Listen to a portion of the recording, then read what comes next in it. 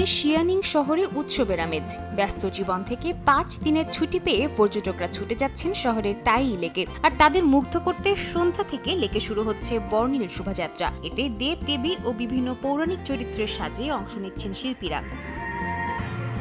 শোভাযাত্রার পর শুরু হয় মূল মঞ্চের অনুষ্ঠান। সঙ্গীতের সঙ্গে আকাশ থেকে তারের সাহায্যে নামেন নৃত্যশিল্পীরা। লেকের পানিতে ভেসে ওঠে বিশাল টার্টল ফিশ আর আলোকিত লণ্ঠন। আলো আর পানির এই মিশেল আকৃষ্ট করে দর্শকদের। অনলাইনে প্রিভিউ দেখেই আমি টিকিট কেটে ফেলেছিলাম।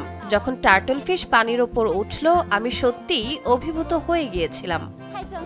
এই আয়োজনের ফলে শহরটির পর্যটনে এসেছে বড় পরিবর্তন। 2025 সাল থেকে তাই লেক এলাকায় অবকাঠামো উন্নয়ন করা হয়েছে। এতে পর্যটকদের অবস্থান করার সময় বেড়েছে। ছুটির প্রথম 3 দিনে প্রতিদিন গড়ে 8,000-এর বেশি দর্শনার্থী আসে, যার 40%ই রাতে। আমাদের মূল চ্যালেঞ্জ ছিল দর্শনার্থীদের রাত পর্যন্ত ধরে রাখা। সংস্কারের পর আমরা তাই লেক, তাই গুহা ও হট স্প্রিংকে একসঙ্গে যুক্ত করেছি। এতে দর্শনার্থীরা বেশি সময় থাকছেন। রাতের ভ্রমণ বাড়ায় খাবার ও থাকার খরচ 50%-এর বেশি বেড়েছে।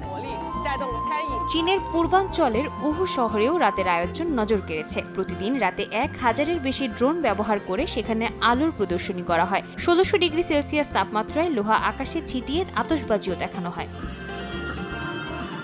সাদিয়া তাসনিম, সময় সংবাদ।